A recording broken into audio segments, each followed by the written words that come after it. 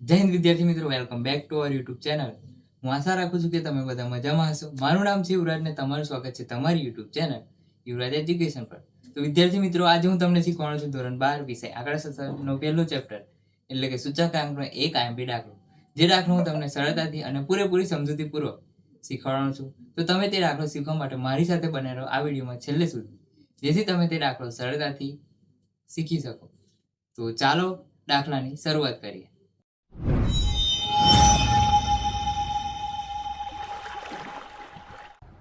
તો વિદ્યાર્થી મિત્રો, ફરી એકવાર તમારું સ્વાગત છે આપણા નવા દાખલામાં.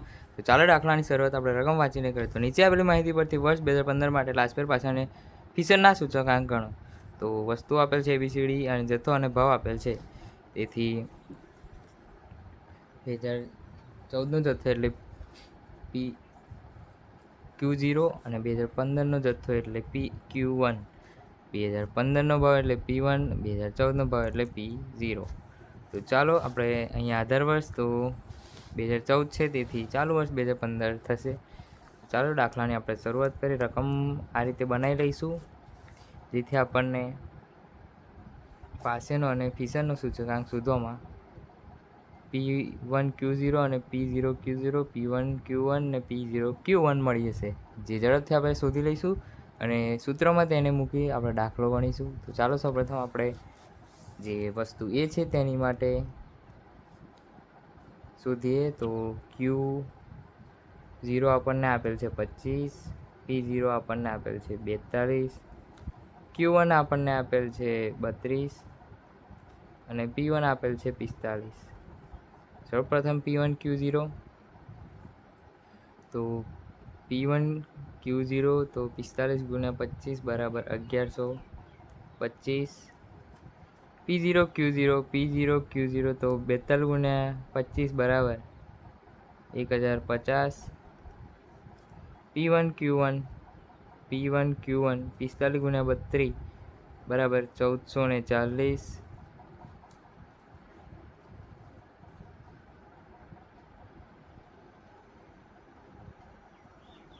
ત્યારબાદ P0 Q1 32 ગુણ્યા 42 બરાબર 1344.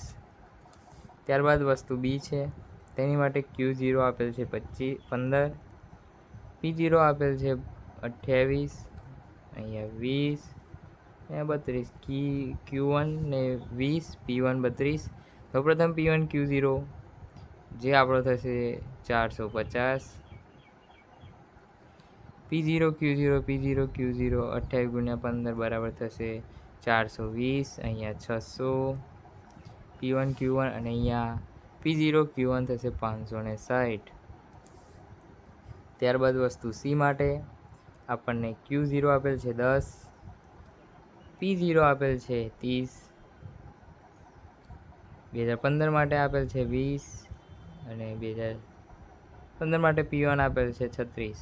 તો સૌપ્રથમ P1 Q0 તો તે થશે આપણો 360. ત્યારબાદ આપેલ છે P0 Q0 30 ગુણ્યા 300. ત્યારબાદ P1 Q1 જે આપણો થશે 720. ત્યારબાદ P0 Q1 જે આપણો થશે 600. ત્યારબાદ વસ્તુ D માટે આપણે શોધીશું. તો તેની માટે Q0 આપણને આપેલ છે 8. ત્યારબાદ P0 આપેલ છે 20, અહીંયા આપેલ છે 15 અને અહીંયા આપેલ છે 25. તો સૌપ્રથમ P1 Q0 બરાબર 200, P0 Q0 બરાબર 160, અહીંયા 375, અહીંયા 300. વસ્તુ E માટે હવે શોધીશું. વસ્તુ E માટે Q0 આપેલ છે 30, અહીંયા આપેલ છે 60. P0 Q1 આપેલ છે 36 અને P1 આપેલ છે 65. અહીંયા 1950 થશે P1 Q0. ત્યારબાદ P0 Q0 થશે 1800. ત્યારબાદ P1 Q1 થશે 2340. ત્યારબાદ P0 Q1 થશે 2160. તો અહીંયા બધી વસ્તુના મળી જાય છે. હવે પુલ કરીશું. સિગ્મા P1Q0 બરાબર આપણને મળી જશે ટોટલ સરવાળો 4085. ત્યારબાદ સિગ્મા P0Q0 આપણને ટોટલ સરવાળો મળશે 3730. ત્યારબાદ સિગ્મા P1Q1 બરાબર ટોટલ સરવાળો આપણને મળી જશે 5475. ત્યારબાદ સિગ્મા P0Q1 નો સરવાળો આપણને મળી જશે 4964.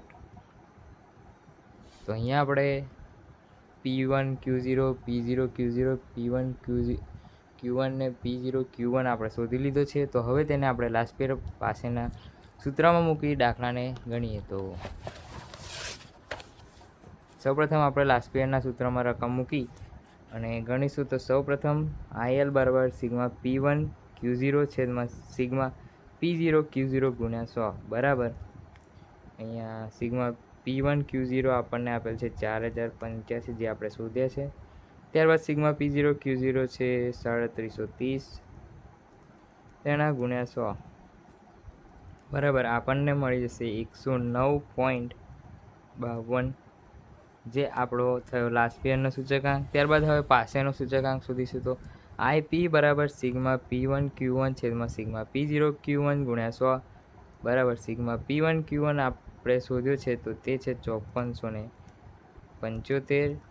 સિગ્મા P0Q1 છે 4964 ગુણ્યા 100 બરાબર આપણને મળી જશે 110.29 જે આપણો થયો પાસેનો સૂચકાંક. તો હવે IF એટલે કે ફિશનનો સૂચકાંક શોધીશું, જેમાં આપણે લાસ્ટ યર અને પાસેના સૂચકાંકનો ઉપયોગ કરીશું. તો IL લાસ્ટ યરનો સૂચકાંક 109.52 ગુણ્યા પાસેનો સૂચકાંક 110.29 બરાબર વર્ગમૂળમાં આપણને મળી જશે 12078.96 જેને આપણે વર્ગમૂળમાંથી બહાર કાઢીશું તો આપણને મળી જશે 109.90 જે આપણો થયો ફિશનનો સૂચકાંક. તો અહીંયા દાખલો પૂરો થાય છે. મળીએ એક નવા દાખલામાં. તો વિદ્યાર્થી મિત્રો, અહીંયા આપણો દાખલો પૂરો થાય છે. જો તમને દાખલામાં કંઈ પણ ખબર ના પડી હોય તો તમે કમેન્ટ સેક્શનમાં જણાવી શકો છો, તો હું તમને તે શીખવાડી દઈશ. અને વિદ્યાર્થી મિત્રો, વિડીયો જો થોડો પણ સારો લાગ્યો હોય તો તમે કમેન્ટ સેક્શનમાં એક નાની એવી સારી કમેન્ટ કરતા જજો. અને આપણા આ વિડીયોને લાઇક, શેર અને આપણી યુટ્યુબ ચેનલ એટલે કે યુવરાજ એજ્યુકેશનને સબસ્ક્રાઈબ કરતા જજો. જય હિન્દ. મળીએ એક નવા વિડીયોમાં.